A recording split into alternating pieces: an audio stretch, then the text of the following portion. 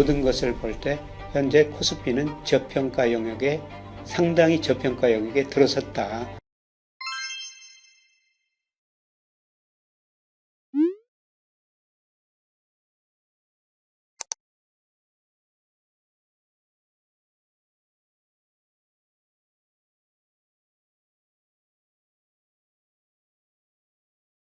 안녕하세요. 김영희입니다.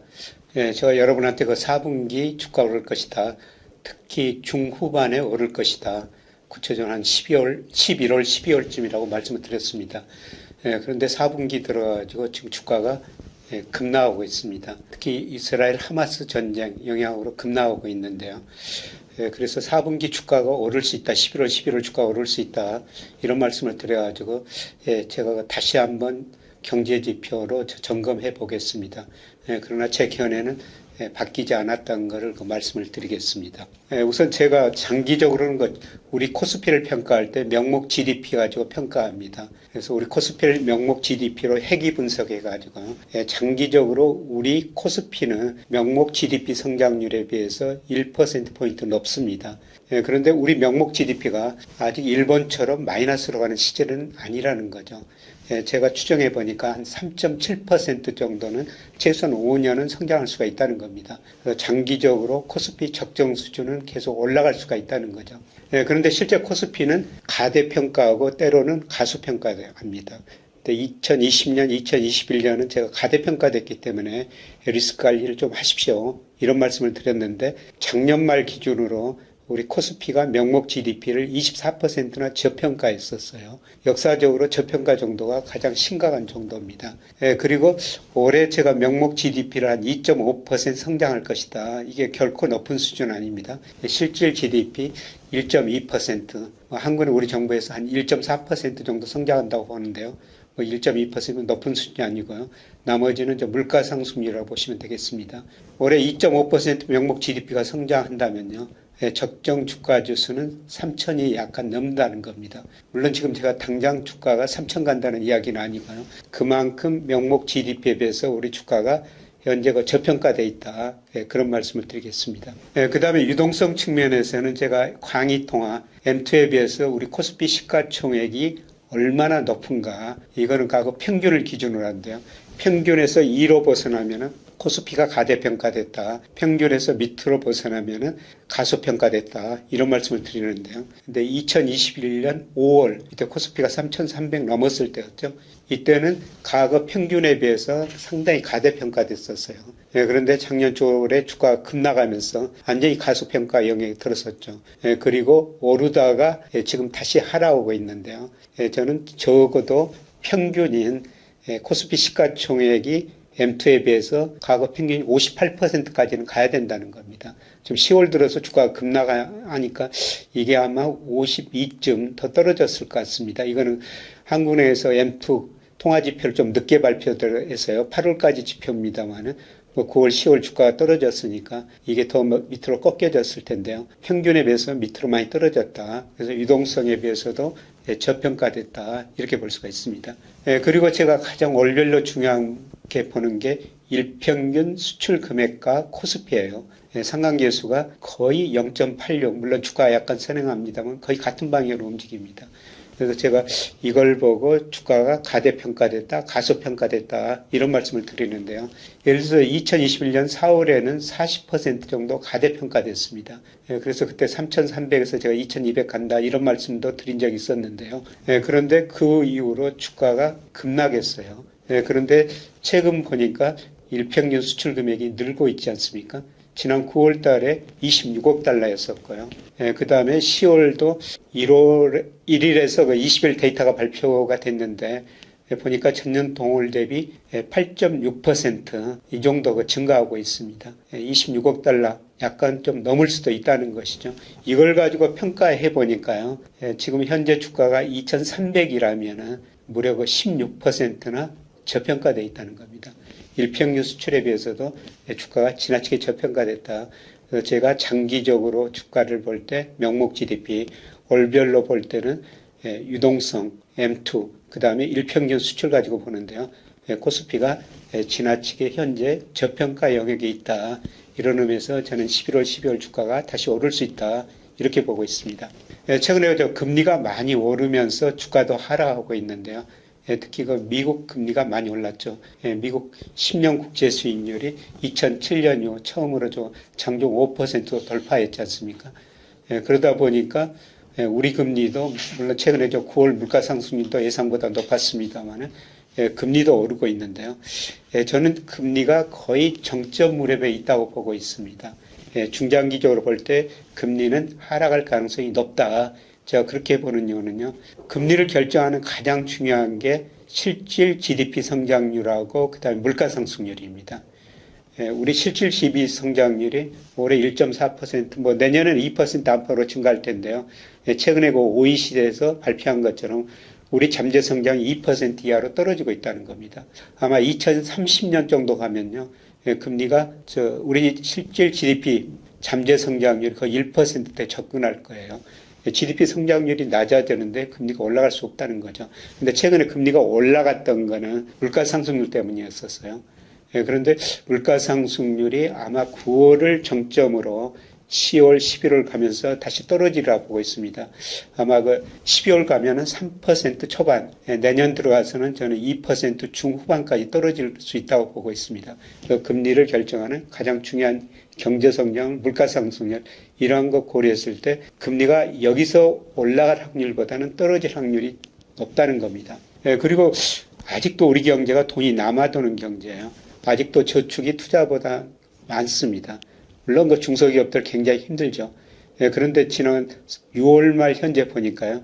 우리 기업들이 가지고 있는 현금성 자산이 919조 원이나 됩니다. 주로 대기업이 가지고 있는데요. 이렇게 대기업들이 돈을 많이 가지고 있기 때문에 별로 투자도 안 늘리고 있는 상태이기 때문에 은행에서 돈을 덜 빌렸을 겁니다. 그러면 대기업들이 돈을 덜 빌렸으면요. 은행은 그 돈을 가지고 채권을 살 수밖에 없죠. 그래서 금리를 결정하는 중장기적으로 잠재 성장률 떨어지고 물가 상승률 낮아지고 저축이 투자보다 많고 앞으로 은행이 채권을 살 가능성이 높다고 보기 때문에 금리는 여기서 올라가기보다 떨어질 확률이 높다 이렇게 보고 있습니다. 금리와 주가 관계를 보면요. 어떤 때는 주가하고 금리가 같은 방향으로 움직이죠. 금리가 올랐는데도 주가가 오를 때도 있었어요. 이럴 때는 우리가 주가를 결정하는 가장 기본 요소가 금리하고 기업 수익이지 않습니까? 금리도 올랐는데 경기가 더 좋을 때였었죠. 그러나 전체적으로 보면은 코스피하고 국고채 3년 상관계수를 보면 마이너스가 나와요. 그래서 최근에 금리 오르고 주가가 떨어졌는데요. 저는 금리가 거의 정점에 와 있다. 그래서 금리가 앞으로 떨어질 가능성이 높다. 그렇다면 주가는 다시 오를 수 있다. 그렇게 보고 있습니다. 그 다음에 최근에 환율이 또 많이 오르죠. 1360원 근처까지 올랐는데요. 그런데 저는 중기적으로 단기적으로도 아마 11월 중순부터 환율이 점차 안정되리라고 보고 있습니다. 최근에 그 달러 지수가 많이 올랐죠. 글로벌 금융시장이 불안하면서요. 그래서 달러 지수가 100에서 최근에 106까지 한 6% 정도 올랐었습니다. 그런데 중기적으로 보면요. 작년 9월 말 10월 초에 달러 지수가 114였었어요. 114에서 100까지 떨어졌다가 지금 106까지 오르는데요. 제가 중기 추세를 구해보고 전망해 보면은 작년 10월을 114를 정점으로 하락 과정에서 저는 이게 반등이라고 보고 있습니다. 중기적으로 달러 가치가 하락할 가능성이 높다는 거죠. 제가 그렇게 보는 이유는 미국의 그 대내 불균형이 너무 심화됐어요. 미국 연방정부 부채가 GDP 대비 120%고요. 이런 걸 보고 먼저 S&P가 미국 국가 신용등급 내렸고 피치가 내렸고 아마 조만간 무디스도 내릴 겁니다. 대순부채도 GDP 대비 67%로 대불균형도 아주 심화됐고요.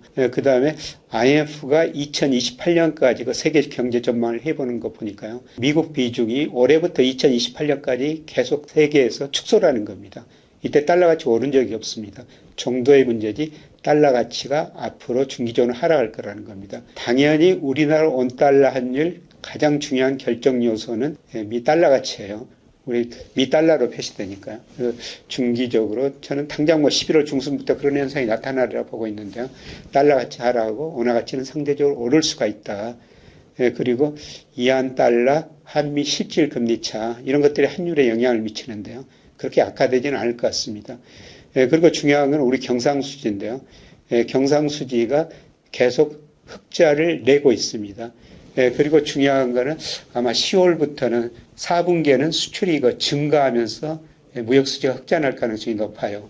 이미 10월 20일 수출이 전년 동월 대비 작년 9월 이후로 처음으로 증가했습니다만 그동안 수출이 감소하면서 무역수지 흑자가 최근 몇 개월 나가지고 불황형 흑자다 이런 이야기가 나왔습니다만 저는 3분기에는 최소한 수출이 5% 이상 증가하고 무역수지도 흑자 나리라 보고 있습니다. 이런 측면에서 보면은 지금 달러 가치가 중기적으로 하락하기 때문에 원화 가치도 저평가되어 있고 아까 말씀드렸습니다만은 주식시장도 저평가되어 있다.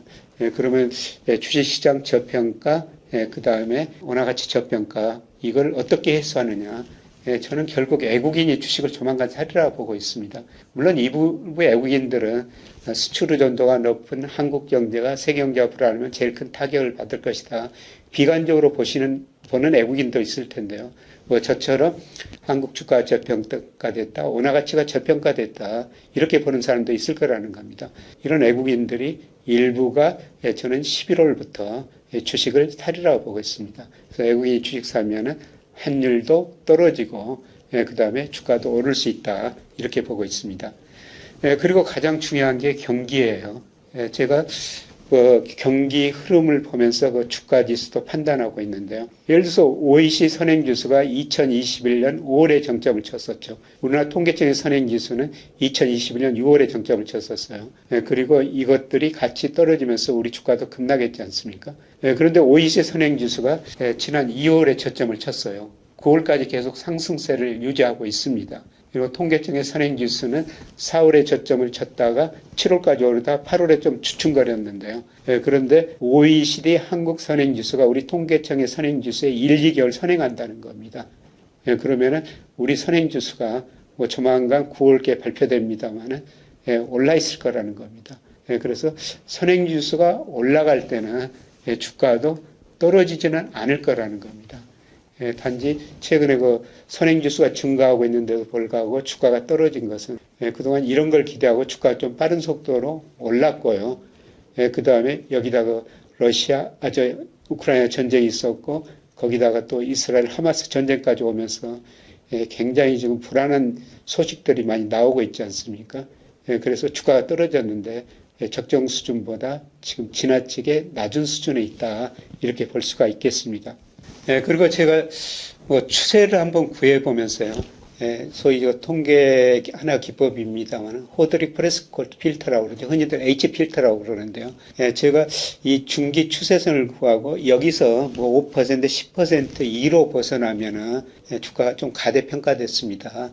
그래서 좀 주식 비중을 줄이는 게 좋을 것 같습니다. 그래서 6월 이후로는 제가 좀 여러분한테 비관적인 말씀을 좀 드렸었습니다. 그런데 이것도 지금 추세선 밑으로 더 떨어졌습니다. 물론 여기서 더 떨어질 수가 있어요. 근데 중요한 거는 이제 추세를 평가하더라도 저평가 영역에 들어섰다는 겁니다. 그래서 전체적으로 보면은 제가 주가를 평가할 때 명목 GDP, 그 다음에 유동성, 일평균 수출, 선행지수 이런 것 가지고 주가 방향, 단기, 중기적으로 전망하는데요. 이런 거 모든 것을 볼 때 현재 코스피는 저평가 영역에 상당히 저평가 영역에 들어섰다. 조만간 글로벌 금융시장만 조금만 안정되면은 주가가 좀 탄력적으로 남은 거 11월, 12월 이제 2달 남았습니다만은 오를 수 있다. 이런 말씀을 드리겠습니다. 그래서 4분기 제가 주가가 오를 수 있다. 이런 말씀을 드렸는데요. 당초 지금 예상보다 주가 수준이 낮아졌으니까 오르는 수준 자체는 연말에 조금 제가 예상 없다 낮아질 수는 있어요. 그런데 방향은 변함없이 4분기 중후반에 코스피가 다시 오를 수 있다. 이런 의미에서 저는 주식 비중을 늘릴 때가 아닌가 이런 말씀을 드리고 싶습니다. 물론 리스크는 있죠. 지금 중동 이스라엘 하마스 전쟁이 어떤 식으로 전개될지 누구도 모르지 않습니까? 그래서 보통 시나리오를 제시해가지고 예측하는데요. 첫 번째 긍정적인 시나리오는요. 지난 2005년 이후 이스라엘하고 팔레스타인 전쟁이 10번 있었어요. 그런데 작게는 2일, 길게는 49일에 끝났거든요. 이 정도 끝난다면은 제가 말씀드린 주가가 방향으로 갈 것 같습니다. 그런데 중동전이 좀 장기적으로 가고 특히 그 이란이 전쟁에 개입하면서 호르무즈 해협 이런 것을 폐쇄했을 때 거기서 문제가 발생했을 때는 유가가 급등하고 뭐 제상보다 전혀 다른 방으로 갈 수가 있죠. 그래서 중동사 때는 계속 지켜보면서 제가 좀 말씀을 드려야 될 것 같고요. 그 다음에 제가 여러분한테 한 3주 전인가요? 중앙일보에다 칼럼을 하나 썼습니다.